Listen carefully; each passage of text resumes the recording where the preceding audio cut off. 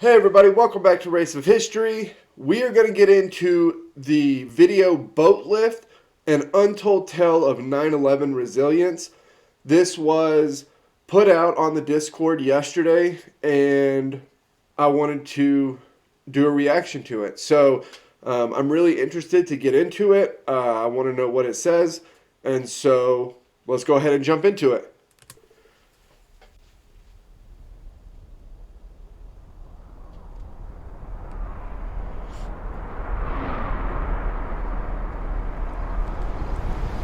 I thought I was watching a movie, Towering Inferno at first. And then I looked real close and I noticed it was the World Trade Center. I was compelled because I'm a type of person that can't stand by and watch other people suffer. And to me, they were suffering. They wanted to get off the island. And there was no way for them to get off the island other than the water. And I had noticed when I was watching the television, I saw a lot of the ferries going up into the slips and taking people off. I says, fine, we could do the same thing. I could take people on my boat, get in there, take them where they have to go. And that's what we did.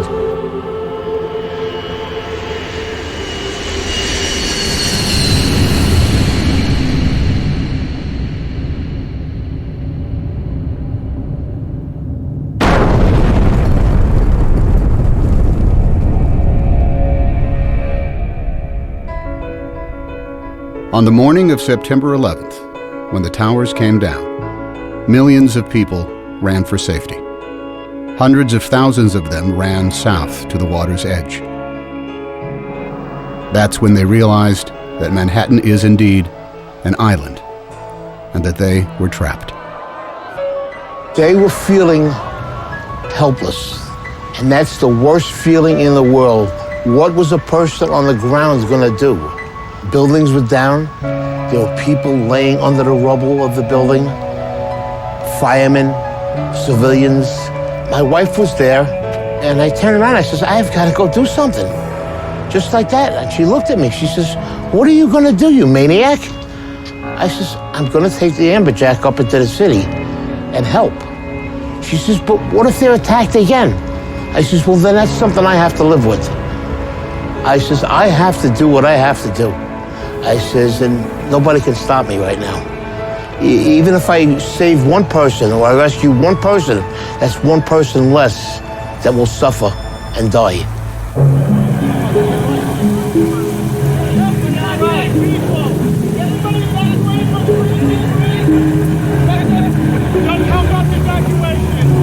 They were trying to evacuate Manhattan because nobody knew what was going on. You didn't know if something else was going to happen. It was just a madness on one side and wanting to help people on the other side. They were just streaming out of the buildings, and the first mode of transportation they saw was a ferry boat. That's when they knew, this is how I'm getting out of here. So they didn't even care where the boat was going. There wasn't panic in New York in the beginning, just volume. It wasn't until the first building fell that there was panic.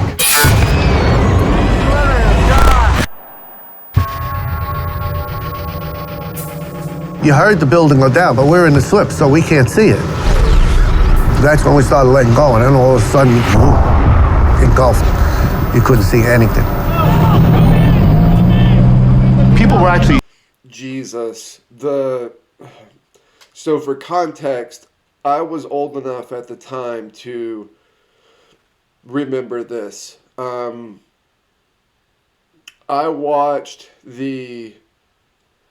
what was going on and the kind of aftermath right after everything had happened. In the back of my dad's office on this TV. He worked all the time, and so after school and on weekends and stuff like that, I would go to his office, and they had this big boardroom in the back where I would go and get a Coke and food, and they had a TV back there that I would watch whatever on. But the TV only had, like, local channels. So, like, you would get lucky every now and then with a local channel that was playing, like, some sort of cartoon or something. But for the most part, it was news, weather, that sort of stuff, right? Like local stations. And so I sat back there and watched this. And so I don't have, like, I remember it, but I have the context for how bad it was didn't come from watching the TV. Like, I had no reference point for it when I was hearing it and seeing it on the TV. The way that I knew that it was bad was the way that everybody around me was reacting to it. Like, all of the adults at the time around me were reacting to it. But can you imagine you're in a building or you're on a ground, even if you're not in one that gets hit, like, you don't know what's happening. Is it an airstrike? Like, are these missiles or bombs, or like, you have no idea what's happening other than stuff is exploding and buildings are on fire, and like, you would just be trying as quickly as possible to get out of there. And that's if it's just you. Imagine if, you took your kid to a daycare there, or, like, imagine if it's your family is in Manhattan. Like, just what a brutal situation. Jumping into the river and swimming out of Manhattan. Boats were very nearly running them over. Wait. These people wanted out of Manhattan no matter any way they could. Somebody wants you to go over there. Every mode of transportation out of Manhattan was shut down. All the subways were shut. The tunnels were all closed. They closed the bridges. They closed everything immediately. Boats, usually an afterthought in most New Yorkers' minds, were for the first time in over a century the only way in or out of Lower Manhattan. We're gonna start evacuating people. Anybody can get over here, we're gonna evacuate them. The process that actually had already started. There were some boats that were grabbing people, that people were lining up at the walls. Those people running on the left. It's just human nature. You see people in distress on the seawall in Manhattan begging you to pick them up. You have to pick them up. They didn't know what was going on. They seen the building getting hit with these two planes. As far as they was concerned, we were being bombed. I was wondering if they were going to come on the boat, if they had people with bombs, or if they were going to come on. We're a big orange target in the middle of that harbor. My job is to keep the boat safe, my passengers safe, my crew safe. Everybody was in shock, running around. They didn't want to leave their families. They had loved ones running around the city. Anybody has a baby? Nobody has it. There was one guy ran from the apron and jumped onto the boat. He grabbed onto the metal, climbed up right next to the pilot. So I'm going out there to say something. He slides down to the next deck. So the deckhands get him and go, what are you doing? He goes, I'm jumping for my life. So, you couldn't argue with him there.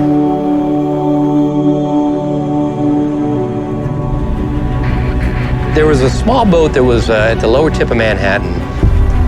I thought the boat was going to flip over because so many people were trying to get on. And as I looked behind, they were just 10 deep. And that's kind of what gave us the idea. We decided that this has to get better organized and we better do it, and that's what we did. So we decided to make the call on the radio. All available boats. This is the United States Coast Guard aboard the pilot boat in New York. Anyone want to help with the evacuation of Lower Manhattan? Report to Governor's Island. When that call came on the radio, they were coming. I was uncertain of who was going to respond. About 15, 20 minutes later, there are just boats all across the horizon. Literally 100 targets converging on the lower part of Manhattan. When we came out of that dust cloud, tugboats, I'd never seen so many tugboats all at once. There was just like a fleet of tugboats headed to Manhattan. If it floated and it could get there, it got there. All different size, shapes, and form. And they were zooming across this water. Ferries, private boats, party boats. I worked on the water for 28 years. I've never seen that many boats come together at one time that fast. One radio call, and it just came together just that fast.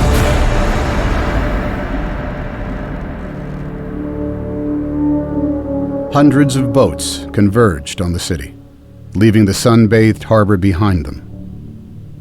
Dead ahead, the unknown.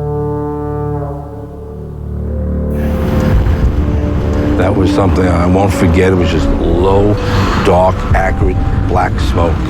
It's like there was a big chimney in Manhattan. When we pulled into Pier 11, the dust was unbelievable. And then out of nowhere, they just kept on seeing people coming. They looked like zombies coming through the fog. God, look at those people. How just Jesus. I didn't know. This is a story I didn't know. I knew that there were boats at the time that were helping evacuate. But I guess in my head, I had just assumed ferry boats. Like that maybe there was a couple of, just by happenstance, there was a couple of boats in the area like that were private. But I was expecting mostly just ferries. And with the ferries, like if you've ever been to New York, like that would have taken forever. I mean, the ferries would have taken forever to get people off of the island. So, but I just can't imagine. I can't imagine either side of this. I can't imagine trying to get off the island, and I can't imagine being on a boat going up and seeing this just mass of humanity stumbling towards you, just trying to get help, or just trying to get the hell out of there, really. Like, just trying to get out. Those pictures of those people are just crazy. And you knew that those were human beings. Don't leave us. Please don't leave us here. Take us. Do you need help? Do you need help? At that point, the Coast Guard said, not how many people are you allowed, how many people can you fit? Come on, guys. Anybody coming? Get your ass over here now. Now. Come on. Boats started hanging. Literally would take a bedsheet off a bunk and a can of spray paint and paint their destination on.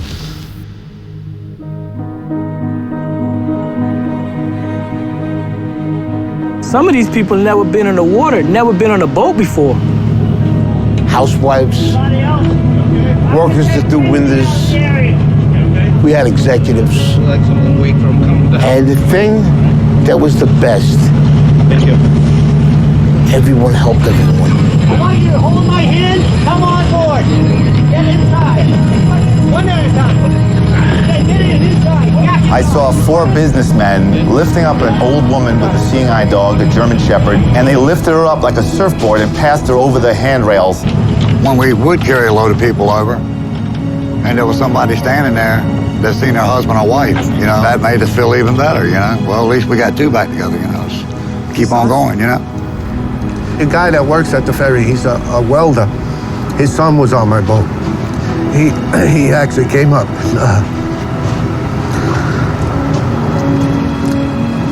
He thanked me. We went back and forth all day long, carrying boatloads, as many as our boat would hold. And it's a lot of people. A lot of people. You couldn't have planned nothing to happen that fast, that quick. No training. This was just people doing what they had to do that day. You forget all about what you're supposed to do, what they teach you in school, and you say, you know what? Morally, this is the right way to go, and deep down, this is what I'm gonna do. Average people, they stepped up, and when they needed to, they showed me, you know, when the American people need to come together and pull together, they will do it. I do feel a way honored that I was a part of it. It was the greatest thing I ever did with my life. The greatest day that I've ever seen in all my boating. I mean, my life on the water. The Great Boat Lift of 9/11 became the largest sea evacuation in history. Larger than the evacuation of Dunkirk in World War II, where 339,000 British and French soldiers were rescued over the course of 9 days. On 9/11, nearly 500,000 civilians were rescued from Manhattan by boat. It took less than 9 hours. Jesus. I believe somebody has a little hero in them. You gotta look in. And it's in there. It'll come out. It need to be. I have one theory in life. I never want to say the word I should have. If I do it and I fail, I tried. If I do it and I succeed, better for me. And I tell my children the same thing. Never go through life saying you should have. If you want to do something, you do it.